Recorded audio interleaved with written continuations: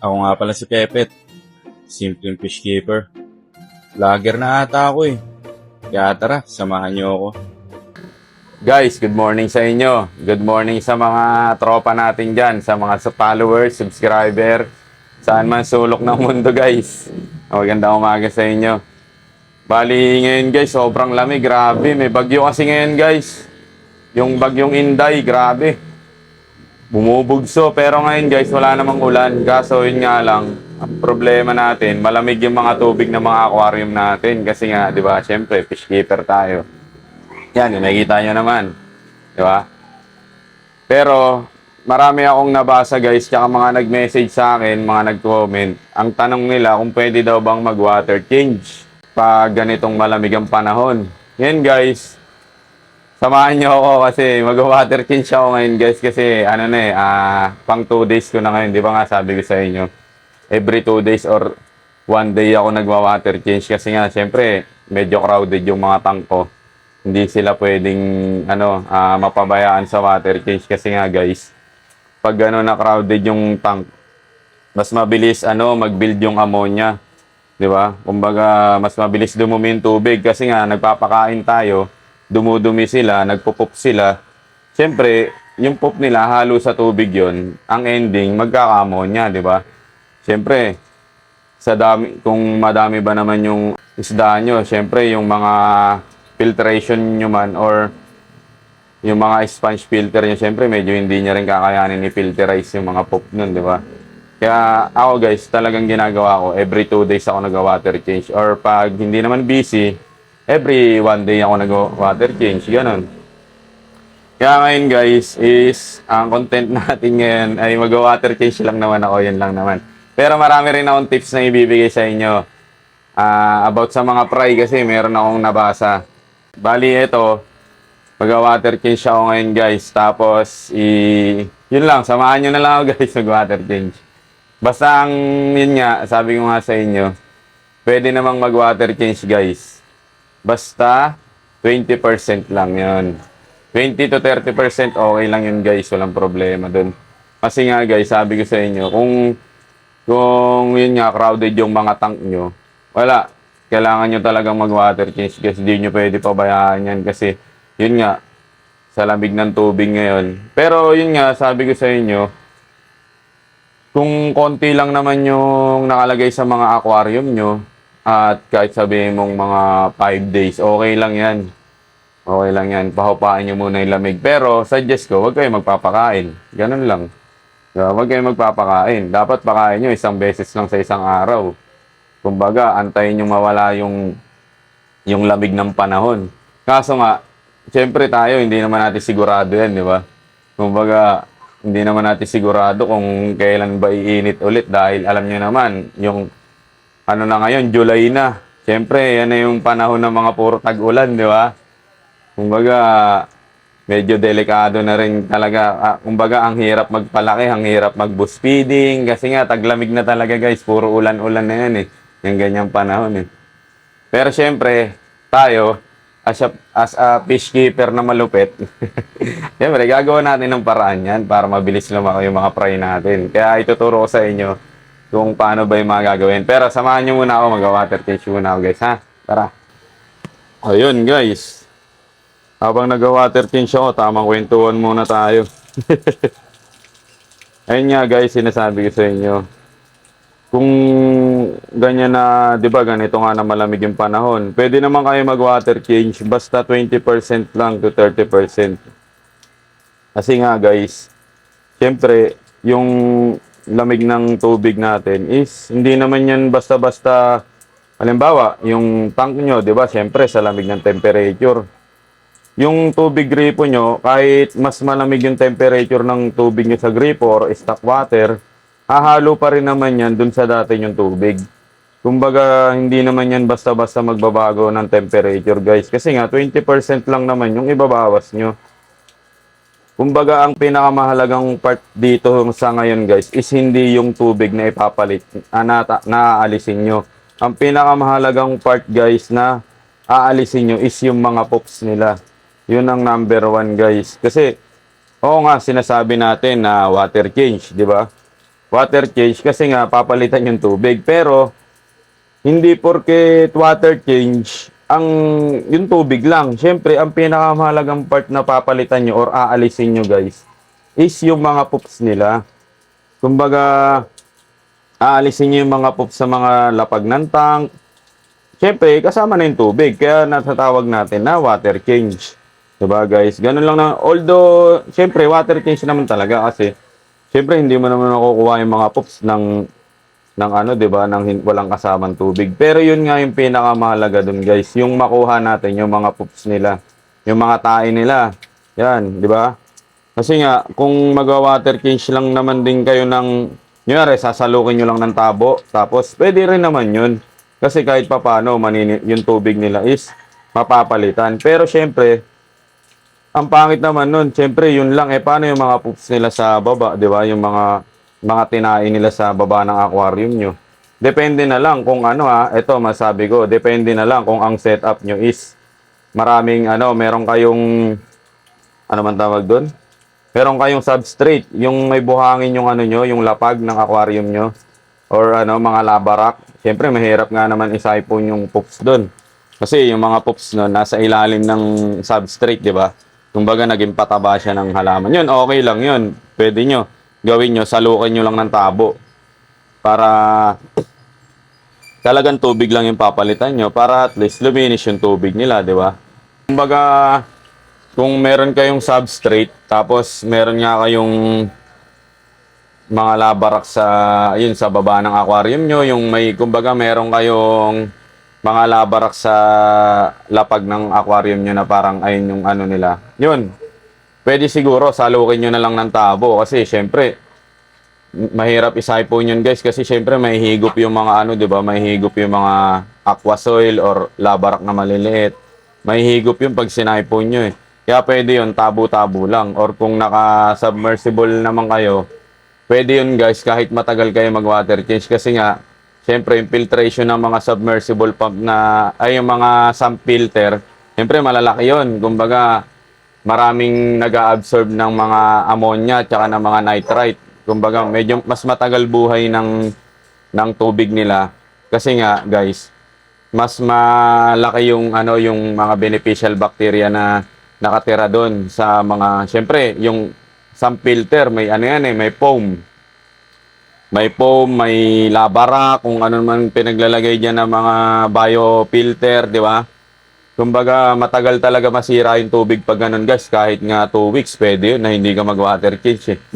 Tapos, pero syempre, depende pa rin yun sa nakalagay na isda sa aquarium mo. Kasi, kunyari, nakaganon ka nga sa filter.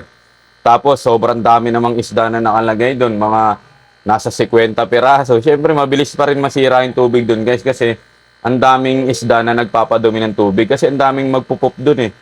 Siyempre, magka-crush pa rin yung beneficial bacteria dun.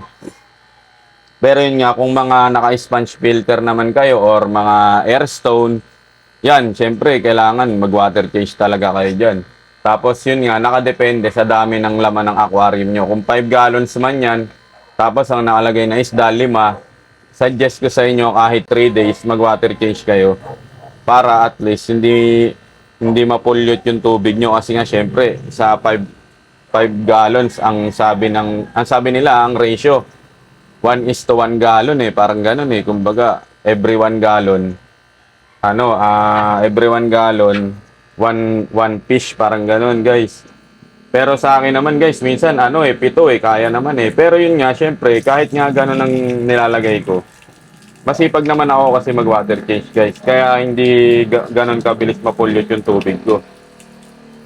Yan, tulad ngayon, breeding ako. Siyempre, ang dami kong fry, di ba? Kumbaga, yung laman ng 10 gallons ko, nasa 100 piraso na fry yun. O, ang dami nun. Kumbaga, kaya kailangan ko talagang mag-water change.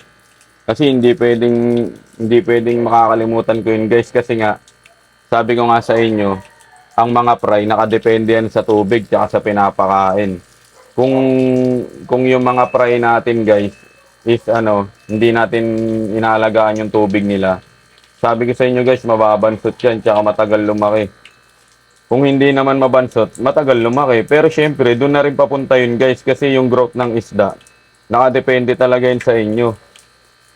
Hindi talaga pwedeng mapabayaan yung mga tubig nila. Eh ako, talagang yan ang priority ko. Gawa ng, siyempre, ang dami ko talagang pre ngayon guys. Nakita nyo naman sa mga past video ko. Puro, puro post ako ng mga nanganganak na fry, di ba? Ay, na breeder, putik na yan. Kaya sinisikap ko talaga na kahit pagod ako, kahit, yun nga, kakauwi ko lang sa trabaho, water change ko talaga yan guys, kasi ang ginagawa ko sa kanila, binuboost feeding ko sila eh. Kaso yun nga, minsan talaga dahil sa workload, hindi ko sila nabuboost feeding guys. Ang ginagawa ko, 3 times ko lang napapakain. Pero kahit ganun guys, nahahabol ko naman kasi nga ang pinapakain ko live foods.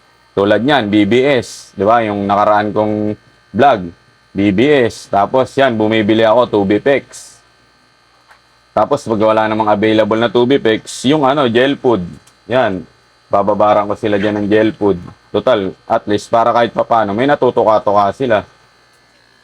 Tapos yun nga, water change. Yan, tulad niyan guys. Nag-water change ako ngayon. Talagang ang binabawas ko lang pag ganitong malamig, 20% lang. Tsaka yun nga, tulad na sinabi ko sa inyo kanina, priority nyo yung poops. Mahigop nyo yung mga guys, mahigop nyo yung mga tae nila. Yun ang number 1 na mahalaga. Kailangan nyo mahigop yung mga poops nila. Para sigurado na malinis yung tubig nila. Kasi nga, kung tubig lang nga yung kukunin nyo, wala rin yun. Di ba guys, halimbawa, yun nga, nag-water change kayo, tubig lang kukunin nyo. Kasi nga, water change eh, di ba? Water lang. Ang pangit din nun kasi nga guys, yung mga poops nila sa ilalim, hindi nyo rin makukuha. Ganon din yun. Yung tubig na pinalit nyo, lalasunin lang din ng mga tae ng isda. Kasi nga, hindi nyo nakuha. Pero yan guys, kahit konti lang ibawas nyo, kahit nga 10% lang basta makuha nyo yung mga poops nila, okay na yun guys. Malaking tulong na yun sa isda kasi nga, kumbaga, nabawas nyo yung tubig. Ay, nabawas nyo yung mga poop nila dun sa ilalim ng tank. Kumbaga, hindi basta-basta malalason yung tubig nila. Dahil nga nakuha nyo yung mga poops. Guys, silipat tayo pwesto. O, yan guys, tignan nyo. Ganyan lang binabawas ko. Diba? 20% lang or 30% yan. Ganyan lang. Ganyan lang binabawas ko. Kasi nga guys, sabi ko sa inyo, hindi naman kailangang 50%. Dapat talaga 20% lang. Basta ang mahalaga, yung makuha nyo yung mga poops nila. Yan o, ganyan lang. Diba? O. Ganun lang naman eh. O, yun guys, saan na ba tayo? Yung about sa poops, yun nga, sabi ko sa inyo, higupin nyo yung mga poops nila guys, wag lang yung tubig. Kasi nga, yun yung pinakamahalagang makuha nyo or mapalit. Di ba, water change nga, di ba? Ayun yung mahalagang makuha nyo guys, hindi yung tubig lang, yung mga poops nila. Kaya ako, lagi ako meron na ito guys, itong pang siphon. Oo nga pala guys ha, ilalagay ko to. Ito guys, itong ginagamit ko yung pang siphon. Pwede to guys. Pang affiliate to guys. Ito, baka may gusto mag-order na ito guys ha. Ito yung pang siphon ko. Maganda to, makapal. Tapos nabebend lang siya. Tapos guys, ito maganda. Pipisilin nyo lang yan guys. Tapos lalabas na dito yung tubig. Mahaba rin siya guys. May kasama pa siyang ganito. Yung part na to guys, matigas to. Para kahit pa paano, makokontrol nyo siya. Ito guys, ilalagay ko yung link dyan sa may description. Baka gusto nyo mag-check out din guys. Para meron naman akong commission, di ba? Meron to guys dyan sa description, ilalagay ko na lang. Siphon hose to guys. Ayun nga. Tapos guys, di ba, halimbawa, yun nga, dahil nga nag-water change kayo ng 20% kasi nga, siyempre, malamig nga yung tubig, ganyan. Sinasabi ko sa inyo na maglagay kayo ng rock salt. Kasi nga guys, yung rock salt, matinding panlaban sa stress. Kumbaga, yun nga, yung, di ba, syempre, nag-water change kayo. Buwabawasan yung tubig nila. Tapos magdadagdag kayo. May stress sila, di ba? Dahil nga magbabago yung kondisyon ng tubig nila at ang temperatura. Pero dahil sa rock salt, guys, kumbaga mapapalitan yung osmotic stress nila is mapapalitan. Kumbaga mare-regenerate sila. Kasi nga guys, di ba pag malamig ang tubig, yung temperature nila, sabihin mo nang bumaba ng mga 26, 25, yung metabolism ng isda guys is bumabagal din. Kumbaga yung panunaw nila, mahina yung panunaw nila kasi nga, siyempre sa lamig ng panahon. Ngayon, kapag naglagay kayo ng rock salt guys, kahit papano, maiibsan yung stress nila. Kumbaga, kahit papano, makakain sila ng maayos. Pero, syempre, sabi ko nga sa inyo guys, yung rock salt, hindi naman to nakakapagpatas ng temperature ng tubig. Kumbaga, nakakatulong lang siya para hindi ma-stress yung mga isda natin guys. Yun. Kaya yung rock salt guys, malaking tulong talaga to para sa pag-aalaga natin ng isda. Pero yun nga guys, sabi ko sa inyo, hindi lahat ng isda pwedeng mag-rock salt, ha? 'Di ba? Sinabi ko yun sa nakaraan kong vlog. Yung mga cichlid guys, yung mga ano tawag dito? Mga corridoras yan, hindi yan pwede sa rock salt guys. Mahina sila sa tubig na may salinity. Pero yan mga molly, mga live bearers, gapi, molly, tapos yung mga swordtail, yan pwede yan guys. Tulad nito guys, itong wina-water change ko ngayon. 45 gallons to, tas marami sila. Siguro nasa 100 to. Kaya hindi ako pwedeng, kahit sabihin mong naka-filter sump yan guys, hindi ko to pinapabayaan na hindi ma-water change. Kasi nga, mabilis dumumi yung tubig nila kasi ang dami nila. Binuboost feeding ko kasi to guys, mga 1 month pa lang to eh. Yun lang naman yung kailangan nyo. Kaya sabi ko sa inyo, dapat hindi kayo nawawala ng rock salt guys. Kasi number 1 na panglaban natin yan sa stress nila. Kasi talagang mabagal yung metabolism ng isda guys. Mabagal yung panunaw nila kapag malamig yung panahon. Kaya ang gawin nyo guys, kahit magpakain kayo, paunti-unti lang, yung tipong maubos lang nila. Para at least hindi sila bloated. Kasi guys, nakaka-bloated pag ganyan. Kasi nga malamig yung panahon. Tsaka suggest ko sa inyo guys, eto, gumamit kayo ng probiotics guys. Meron naman mga nabibili niyang probiotics. Mura lang yan guys. Ito guys, papakita ko sa inyo. Ito guys. Ito yung ginagamit kong probiotics. Ngayon, binigay sa atin to ni Tropang AJ Mamiit. Yan yung isa sa mga nagja-judge sa show guys. Yan. Easy Probiotics. Kung shoutout sa'yo pre AJ, shoutout. Kung gusto nyo bumili na ito, sobrang lupit na ito makapagpatay ng isda guys. Kumbaga matindi itong probiotics na to eh. Kumbaga yung immune system ng isda nyo mas matibay, tsaka mas mabilis silang dumumi. Ang tendency kasi guys pag ang molly mabilis dumumi, mas maganda yung nila, yung digestion nila. Mas mabilis silang lumaki guys kasi nga halimbawa, kakain sila, tataya agad nila, kakain sila. Mas mabilis mag-build yung nila, yung mga body nila dahil dito guys sa probiotics na to. Ewan ko nga kung anong pinaglalagay dito ni Tropang AJ eh. Ang lupit na ito guys eh. Talagang halimbawa, nag-water change ako, tapos nagpakain ako gel food, di ba? Tapos eto, binabad ko yung gel food dito sa probiotics. Tapos kinabukasan, ang dami agad nilang poops guys kasi nga sobrang bisa na itong probiotics na to. Kaya guys, ipa-plug ko na lang kasi nga syempre wala naman to sa Shopee at sa TikTok. Ipa-plug ko na lang yung profile ni Boss AJ diyan. Ito yung profile niya. Yan, i-PM nyo na lang siya sa Facebook guys. I-PM nyo siya sa Messenger. Ayan yung profile niya. Tapos mag-order kayo sa kanya. Kaso hindi ko rin alam kung magkano to guys eh. Pero naman siya, nag-ship naman siya Luzon, Visayas, Mindanao. Kaya pwede nyo siya i-PM guys. Mabisa itong probiotics na to. Ayan Easy Probiotics. Ayun guys, sabi ko nga sa inyo, etong probiotics nakakatulong din to lalo ngayong malamig ang panahon. Ngayon, kung nagwo-worry man kayo na yun nga, ganyan, na syempre may mga fry kayo, binubooster nyo sila, pwede kayong gumamit na ito guys para yung metabolism ng isda nyo kahit papaano mas mabilis. Kasi nga, probiotics to guys. Paganda to ng digestion nila, tsaka pampalakas ng immune system nila. Yun, parang sa mga bata din, sa mga Yakult, di ba? Yun, same lang naman to guys. Yung Yakult, probiotics din yun. Nabisa to guys. Yun. Tapos, yung about naman sa mga fry guys, di ba sabi ko nga sa inyo kanina, na yung mga fry natin, paano natin mapapalaki gawa ng malamig ang panahon. Ang gawin nyo guys, yun nga sabi ko sa inyo, water change kayo kahit mga 10 to 20%. Tapos i-siphon nyo yung mga poops nila guys. Kahit konti lang, basta mahigop nyo lang yung mga poops nila guys. Tapos palit kayo ng tubig, lagay kayo ng rock salt. Kasi ako guys, ang ginagawa ko, lalo ngayon, malamig panahon, di ba? Ang pinapakain ko, BBS talaga guys. Yan ang number 1 kong pinapakain pag malamig yung panahon. Yung Tubipex, pwede rin naman kayo maglagay ng Tubipex doon. Basta konti lang. Huwag yung dadamihan guys kasi nga, yung Tubipex, sumusuka yan guys.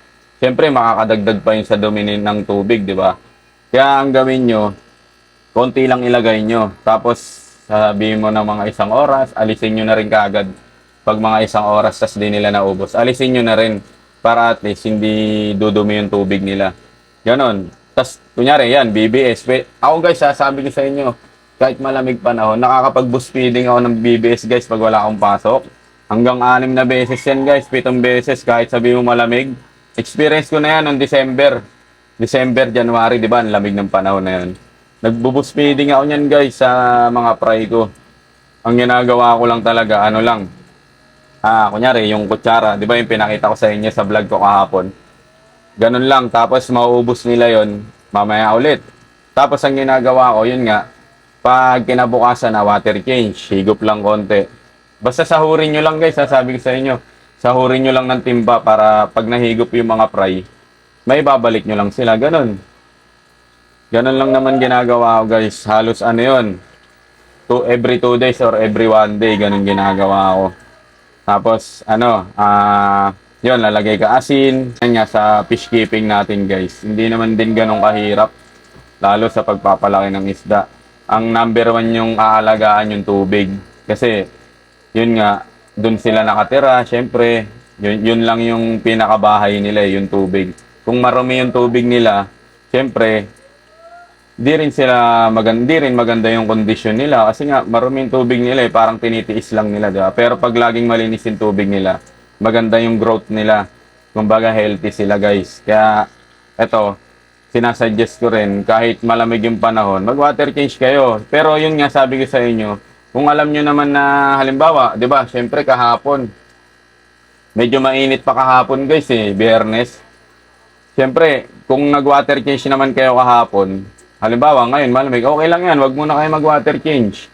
Pero, sabi ko nga sa inyo, wag kayong magpakain.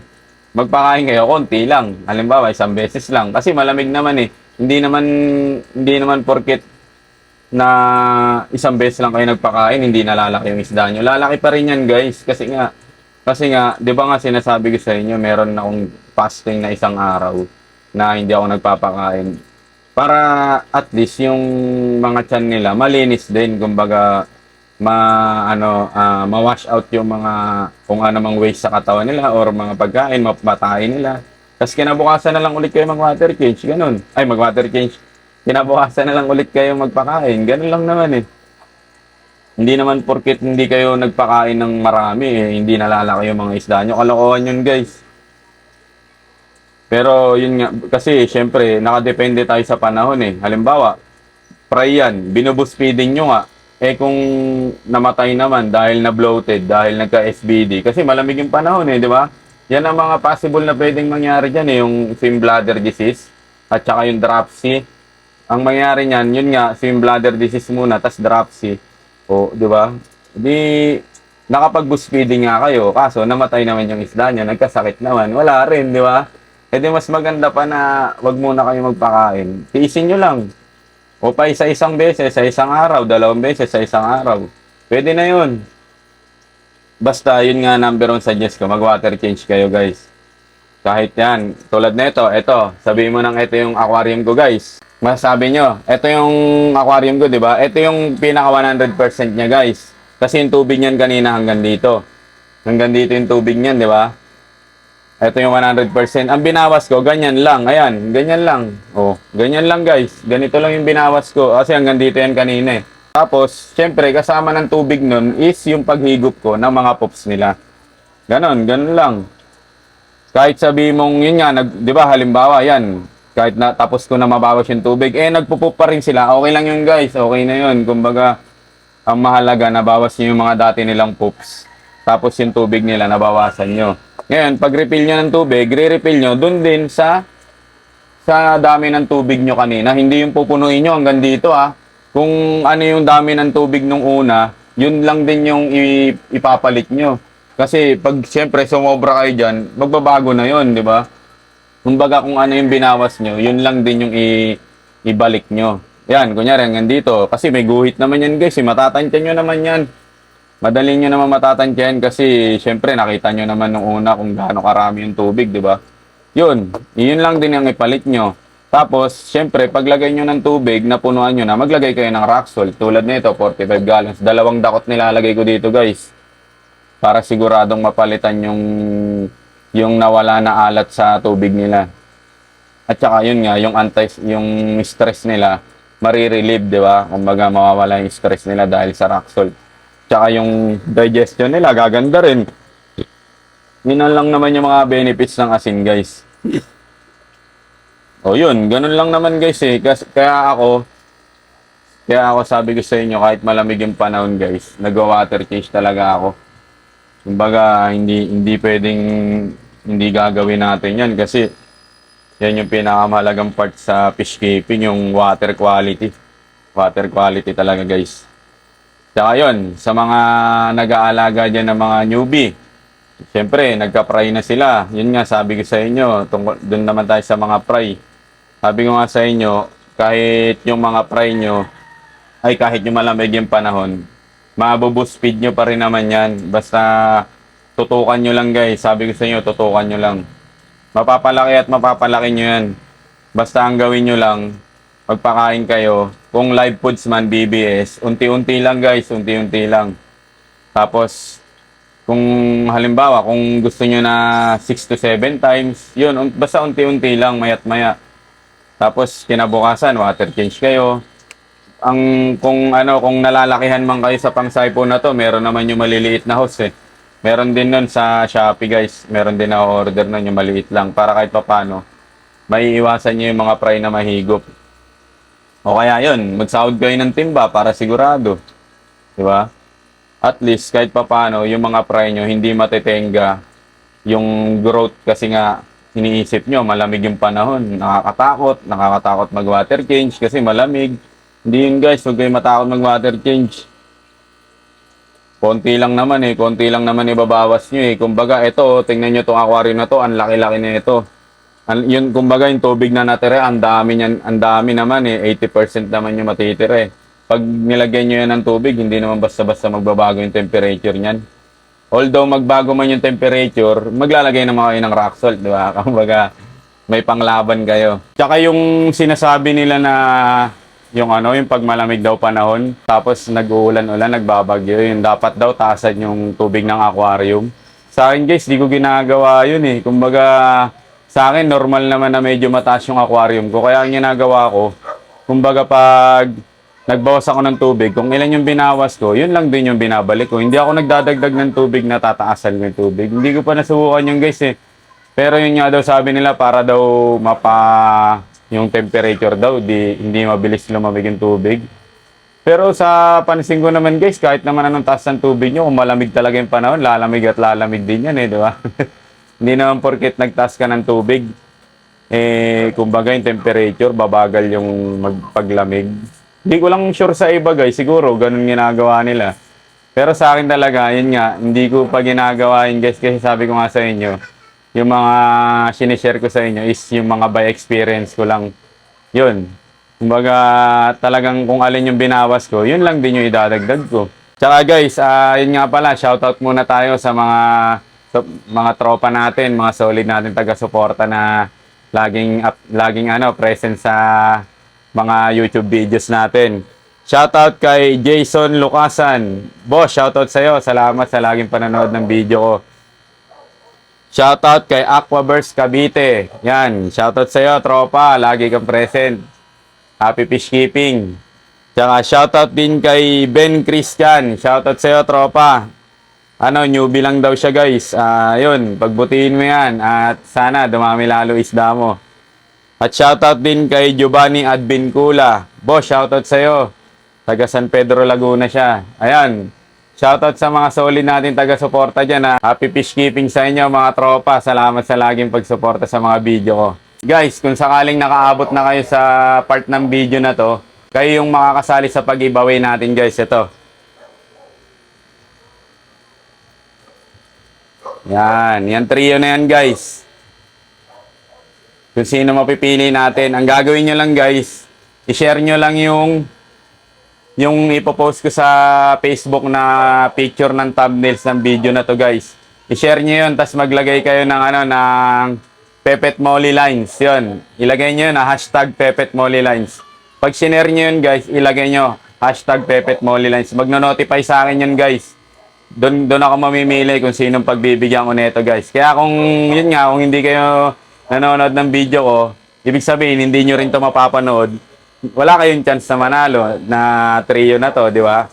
Pero kung nanood kayo ng video ko guys at umabot na kayo sa part ng video na to, malamang kayo yung isa sa mabigyan ko nito guys. Ang isa na kayo sa mapili ko nito guys dahil umabot kayo sa part ng video na to. Yun yung mechanics natin guys ha. Yan, sa inyo na tong trio na to guys. Solid yan. O yan ha. Para sa inyo na yan. Basta sundin nyo lang yung mechanics. I-share nyo lang yung picture na ipopost ko. Yung thumbnails ng video na to. Tapos lagyan nyo ng hashtag Pepet Molly Lines. Okay guys. Siguro naman marami akong naituro sa inyo or na-share. Kasi yun nga, marami talagang naguguluhan about sa lamig ng panahon ngayon. Kung paano nyo ba makikip yung mga isda nyo nang hindi namamatayan, yun, hindi nagkakasakit kasi nga malamig yung panahon ngayon guys, di ba? Talagang prone ngayon yung mga moli natin sa sakit gawa ng malamig yung panahon. Kasi nga, siyempre, mabagal yung panunaw nila. At saka, tawag dito, natatakot kayo sa pag-water change kasi malamig yung panahon guys. Diba? Sabi ko sa inyo, yung mga sinabi ko sa inyo kanina, sundin nyo lang yun. Wala mawawala. Kasi ako guys, experience ko na yun eh. Kumbaga, naranasan ko na. At siyempre, sinishare ko sa inyo. Diba? Yung mga na-experience ko about sa fish keeping. Saka yun guys, about sa breeding. Yan, about sa pagbe-breeding nyo naman. Siyempre, yung mga breeder nyo. Ayan guys, yung mga breeder natin, di ba malalaki na sila. Kahit magpakain kayo isang beses na lang guys, kahit nga sa isang araw magpahinga kayo nang hindi nyo sila pakainin, okay lang eh. Yung kasi guys, yung mga breeder natin, malalaki na yung mga yan, kumbaga hindi na natin sila kailangang i-boost feed. Kumbaga kahit isang beses sa isang araw, okay lang yan sila. Kasi nga malalaki naman na yan sila, mabubuhay na yan. Pero syempre, sabi ko nga sa inyo, pagdating sa mga breeder na female, yung mga nanay, mas maganda na ang ipapakain nyo, yung pa rin, yung masustansya pa rin, yung high protein. Kasi nga guys, siyempre yan siya eh, nagle-lay siya ng egg, nagbubuo siya ng mga fry sa tiyan niya. Mas maganda na masustansya yung kakainin ng breeder nyo na female. Para at least, yung mga fry na dinadala niya sa tiyan niya is mga healthy. Yan, mga healthy, mga kompleto yung body, di ba? Parang sa tao rin, di ba? Di ba yung nanay nagba-vitamins? Kung hindi nagba-vitamins yung nanay na buntis, ang nangyayari sa anak, pwedeng deform, di ba? Pwedeng ganun, may sakit, sakitin yung anak. Ganun din naman sa isda, guys. Kumbaga sa isda, tawag dito, mas maganda pa rin na maganda yung pinapakain nyo sa kanya. Yun nga, yung mga sustansya ng pagkain, nandun sa pinapakain nyo. Kahit sabihin mong isang beses lang, okay lang yun. At least, maganda yung growth ng mga fry sa tiyan niya. Maganda yung, yung tawag dito. Yun, kumbaga, puro buo yung mga fry, ganun. Hindi yung tipo mga bingot, mga walang buntot, walang dorsal, di ba? Yun, ganun lang naman guys eh. Kasi ako, ganyan ginagawa ko, kaya kung makikita nyo, yung mga fry ko, ang gaganda. Minsan, ang lalaki nila, di ba? Kasi nga guys, maganda yung pinapakain ko sa mga breeder ko. Tapos, yun nga, kasabay nun, yung water quality. Yan. Basta, number 1 yan guys, dalawa lang naman yan eh. Pero yun nga, basta suggest ko lang sa inyo guys, huwag kayong, kung magbo-boost feed kayo, dapat yun, Yan talaga. Ito yung pinaka-content natin ngayon eh, yung water change, di ba? Yun. Mag-water change kayo guys, kahit malamig panahon. Huwag kayo magbo-boost feeding, tas di kayo nag-water change. Magkaka-SBD yung isda nyo. Ako nagsasabi sa inyo guys, magkakasakit yan. Kasi nga, mabagal yung panunaw nila. Ha, yun lang guys ha. Oh. Ano ba yan guys? Tatapusin ko na rin tong video na to. Medyo mahaba na rin pala kahit water change lang yung pinag-usapan natin. Ang dami natin na pag-usapan, no? Grabe. Grabe talaga sa fish keeping guys. Kumbaga, parang pag bumili ka ng isda sa tropa mo, pumunta ka sa isdaan niya. Talagang tatagal at tatagal ka dahil sa kwentuhan eh. Normal na normal talaga yun guys. Hindi mo namamalayan yung oras. Oh guys, so ano ba yan? Kung nagustuhan nyo man yung video natin, huwag nyo kalimutan mag-like and share. Tsaka subscribe na rin kayo sa YouTube channel ko para updated pa kayo sa mga susunod ko pa mga video. O siya guys, yun lang muna ngayon. Tatapusin ko na to kasi medyo marami na ako nabawasan. Tutubigan ko na ngayon. At yun. O siya, yun lang muna ngayon ha. Salamat sa pagsama. Tiging!